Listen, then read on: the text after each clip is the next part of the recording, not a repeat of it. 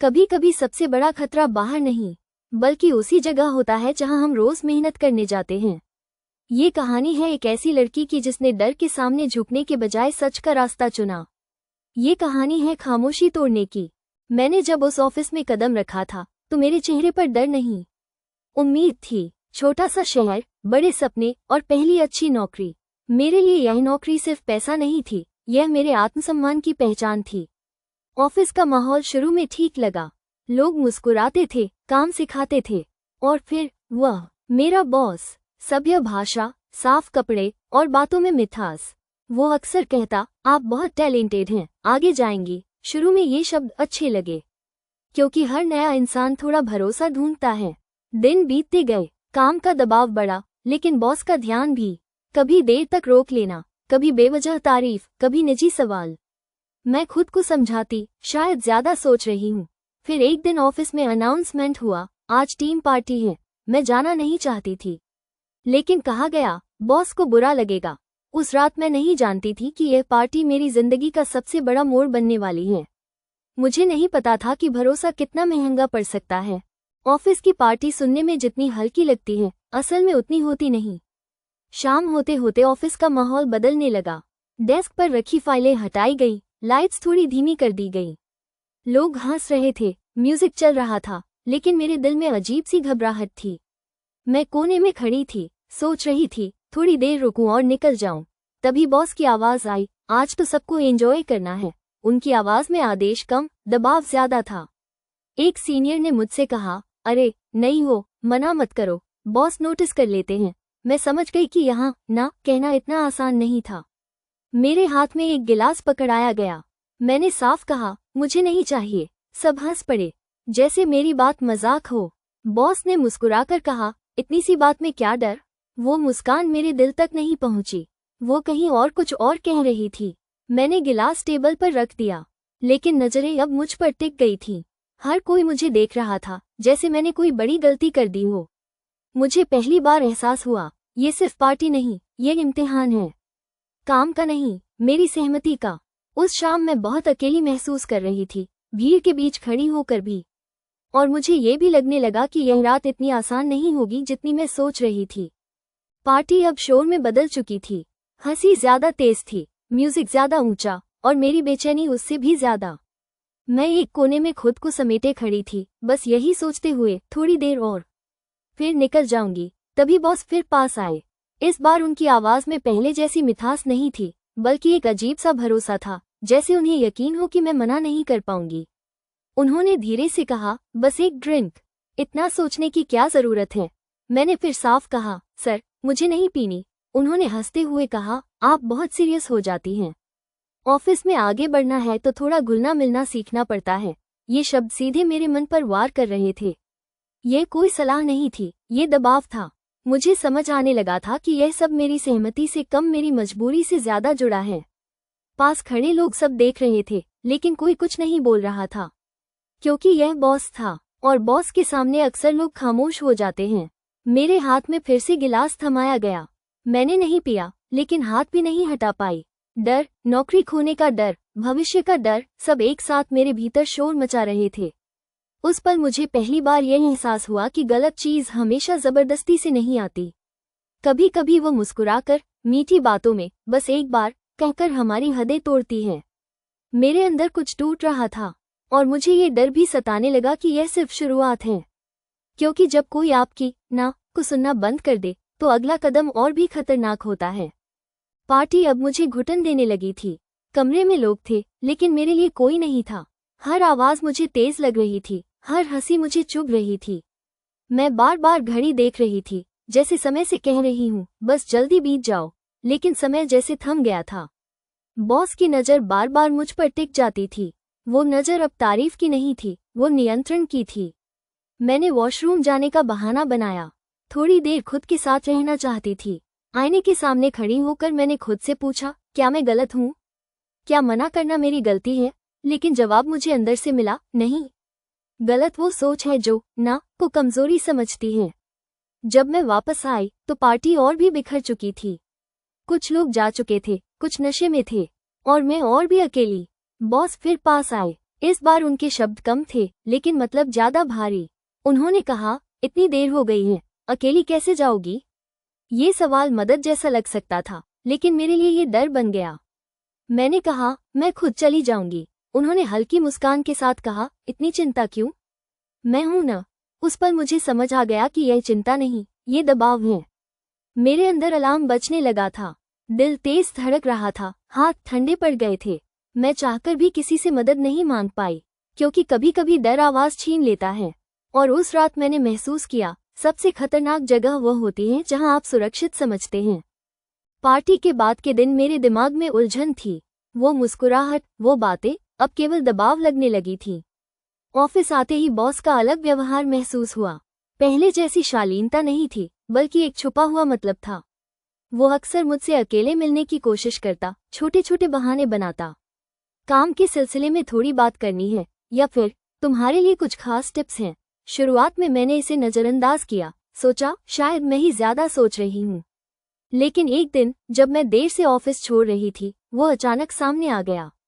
उसकी आंखों में एक अजीब सी चमक थी। उसने धीरे से कहा, मैं तुम्हारी परवाह करता हूँ, इसलिए चाहता हूँ कि तुम मुझसे बात करो। मैंने ठंडी आवाज में कहा, धन्यवाद सर, मैं बस काम करना चाहती हूँ। वो मुस्कुराया, लेकिन वो मुस्कान मुझे भयभीत कर गई। मुझे पहली बार स्पष्ट महसूस हुआ, ये सिर्फ बातों की नहीं, मेरे साथ होने वाले बदलाव की शुरुआत थी। मैं समझ गई कि अब मुझे खुद की रक्षा के लिए अपने डर से लड़ना होगा। उस दिन के बाद मैंने तय किया कि मुझे अपनी हिम्मत जुटानी होगी। हर बार जब बॉस मेरा सामना करता, मेरे दिल की धड़कन तेज हो जाती, लेकिन मैंने अपने मन को समझाया, तुम कमजोर नहीं हो। मैंने अपने कुछ करीबी सहकर्मियों से बात की, पर सभी ने कहा, सावधान रहो, यहाँ बड़ी लड़ाई हो सकती है। मैंने खुद से कहा, ये लड़ाई मेरी है और मैं हार नहीं सकती। कुछ दिन तक मैंने बॉस से दूरी बनाई, काम में पूरी लगन से जुटी रही। लेकिन दबाव खत्म नहीं हुआ। वो छोटे छोटे संकेत भेजता रहता, मुस्कुराहटें, कॉल्स और अचानक मिलने की बातें। मैंने अपनी सुरक्षा के लिए अपने फोन हमेशा पास रखा और ऑफिस के बाहर भी साथी कर्मचारियों से संपर्क बनाए रखा। एक दिन जब वो फिर से दबाव बनाने लगा, मैंने हिम्मत करके साफ कहा, सर कृपया मेरा सम्मान करें, मैं केवल काम के लिए यहाँ हूँ। वो थम गया, पर उसकी आंखों में गुस्सा साफ दिख रहा था। मैं जानती थी ये जंग अभी खत्म नहीं हुई, पर मैंने पहला कदम उठाया था अपने लिए। उस दिन के बाद ऑफिस में हर बात अब अलग लगने लगी थी। बॉस की नजरें अब ज्यादा तीव्र और गुमसुम हो गई थी, जैसे मैं किसी युद्धभूमि में खड़ी हूँ जहाँ हर कदम पर सावधानी जरूरी है। पार्टी की वो रात, जो शुरू में केवल एक इवेंट थी, अब मेरे दिल और दिमाग में एक काली परछाई की तरह छा गई थी। मैंने अपने दिल को समझाने की कोशिश की, ये सब गुजर जाएगा, सब ठीक हो जाएगा। लेकिन अंदर कहीं एक सन्नाटा था जो मुझे हर रोज घेरता जा रहा था। मेरे सपने, जो कभी उज्जवल थे, अब कहीं खो से गए थे। रात के अंधेरे में मैं अपने आप से सवाल करती, क्या सच में मैं उस तरह की हूँ जैसा वो सोचता है? क्या मेरा ना मतलब नहीं रखा गया? मेरा मन घबराया, लेकिन मैंने खुद को संभाला, क्योंकि डर से लड़ना था और खुद को बचाना था।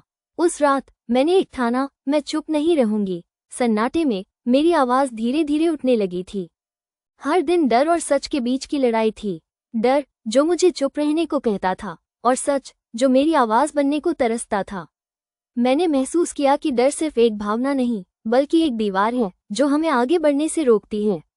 लेकिन सच की ताकत उससे कहीं ज्यादा थी। मैंने अपने दिल से कहा, तुम डर से बड़ी हो, तुम्हारा सच तुम्हें जिंदा रखेगा। फिर भी ऑफिस का माहौल इतना आसान नहीं था। हर कोई देख तो रहा था, पर कोई हस्तक्षेप नहीं कर रहा था। मुझे लगा मैं अकेली हूँ, लेकिन मेरी हिम्मत ने मुझे खड़ा किया। कई बार मैंने सोचा, क्या शिकायत करूं, क्या लड़ूं, या फिर चुप रहूं, लेकिन सच की आवाज मुझसे कुछ कहती रही, चुप मत रहो, अपने लिए खड़े हो। मेरे लिए ये लड़ाई थी अपने आत्मसम्मान की, अपने अधिकारों की।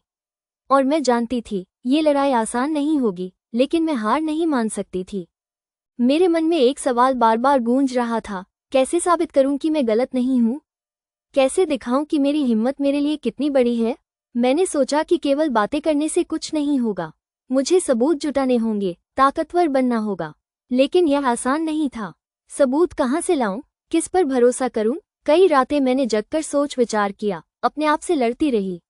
मेरे अंदर की आवाज कहती थी, डर मत, तुम अकेली नहीं हो। मैंने अपने फोन में कुछ चैट्स और नोट्स रखना शुरू किया, ताकि जब समय आए तो मैं अपने अधिकार के लिए लड़ सकूं। लेकिन इस प्रक्रिया में मेरी आत्मा कई बार टूटने लगी। दूसरों की बातें, शक की नजरें, सब कुछ मेरे लिए चुनौती बन गए। पर मैं झुकी नहीं। हर दिन, हर पल मैंने खुद को तैयार किया अपने सच के लिए खड़ी रहने के लिए, क्योंकि मैंने जाना था मजबूत वही है जो डर के आगे भी लड़ता है। जब मन डगमगाने लगा और हिम्मत कम पड़ने लगी, तब मुझे एक दोस्त का सहारा मिला। वो मेरी स्थिति को समझता था, बिना किसी सवाल के सुनता था और मुझे हिम्मत देता था। उसने कहा, तुम अकेली नहीं हो, मैं तुम्हारे साथ हूँ। उस दोस्त के साथ बातें करने से मेरे दिल को कुछ सुकून मिला। मैंने जाना कि किसी के साथ अपनी बात साझा करना कितना महत्वपूर्ण होता है। उसके साथ बिताए गए कुछ पल मेरे अंदर की भयभीत लड़की को थोड़ा बहादुर बना गए। पर मैं जानती थी ये लड़ाई अभी बाकी थी और यह सहारा मेरे लिए एक नई उम्मीद लेकर आया था। मैंने ठाना, अब मैं डर के आगे झुकूंगी नहीं। मैं अपने सच के लिए लड़ूंगी, अपने हक के लिए आवाज उठाऊंगी। बहुत सोच विचार के बाद मैंने ठाना कि अब चुप रहना सही नहीं। मुझे अपनी आवाज उठानी होगी ताकि अन्य लोग भी जागरूक हों। मुझे पता था कि शिकायत करना आसान नहीं होगा। ऑफिस के सिस्टम में न्याय मिलना कठिन हो सकता है, पर सच के लिए लड़ना जरूरी था। मैंने सबसे पहले एचआर से बात करने की सोची। मैंने एक एक घटना का पूरा ब्यौरा लिखा ताकि कोई भ्रम न रहे। जब मैंने एचआर के सामने अपने मामले को रखा तो उनकी प्रतिक्रिया मिली जुली थी। कुछ लोग समझदार थे तो कुछ शायद डरते थे, लेकिन मैंने हार नहीं मानी। मेरा इरादा साफ था, सिर्फ न्याय चाहिए। इस प्रक्रिया में मैंने खुद को और मजबूत पाया। डर कम हुआ और हिम्मत बढ़ी। यह एक बड़ा कदम था जो मेरी जिंदगी बदल सकता था। एचआर को शिकायत करने के बाद मुझे लगा था कि न्याय मिलेगा, पर असली लड़ाई तो वही शुरू हुई। कुछ अधिकारी गंभीर थे तो कुछ ने मामला टालने की कोशिश की। मेरी बातों को कमतर आंकने की कोशिश हुई। मैंने देखा कि सिस्टम में कई बार ताकतवर व्यक्ति दबाव बनाते हैं और सच को दबाने की कोशिश करते हैं। लेकिन मैं हार मानने वाली नहीं थी। मेरी हिम्मत बढ़ती गई। मैंने कागजी कार्रवाई की मांग की और हर बातचीत का रिकॉर्ड रखा। साथ ही मैंने कानूनी सलाह भी लेना शुरू किया। समझा कि कानून भी मेरे साथ है अगर मैं ठान लूं तो। यह अनुभव मुझे सिखा गया, सिस्टम पर भरोसा करना जरूरी है, पर अपनी हिम्मत से लड़ना और भी जरूरी। ये लड़ाई सिर्फ मेरी नहीं थी, बल्कि उन सभी के लिए थी जो डर के कारण चुप रहते हैं। जैसे जैसे मैंने अपनी लड़ाई जारी रखी, समाज का दबाव भी बढ़ता गया। कुछ लोग मेरी बातों को सुनने को तैयार नहीं थे, तो कुछ ने मुझे दोषी ठहराने की कोशिश की। क्यों इतना हल्ला मचा रही हो? क्या तुम्हें अपनी नौकरी से प्यार नहीं? ऐसे मामले तो अक्सर झूठे होते हैं। ऐसे शब्द सुनकर मेरा दिल टूटता, पर मैं झुकी नहीं। मैंने जाना कि समाज में भी कई बार पीड़ितों को सहारा नहीं मिलता, बल्कि आरोपितों के पक्ष में आवाजें उठती हैं। पर मैंने खुद को याद दिलाया, ये लड़ाई सिर्फ मेरी नहीं, बल्कि उन सभी के लिए है जो बेबाक होकर सच बोलना चाहते हैं। मेरे सपनों ने मुझे मजबूत बनाया और मेरे हक ने मुझे लड़ने का हौसला दिया। मैंने ठाना, चाहे समाज कुछ भी कहे, मैं अपने सच से पीछे नहीं हटूंगी। समाज के दबाव और ऑफिस की मुश्किलों के बीच मेरी हिम्मत टूटने लगी थी। कई रातें जागकर मैंने खुद से सवाल किए, क्या मैं सही रास्ते पर हूँ? क्या ये लड़ाई मेरी शक्ति से बाहर है?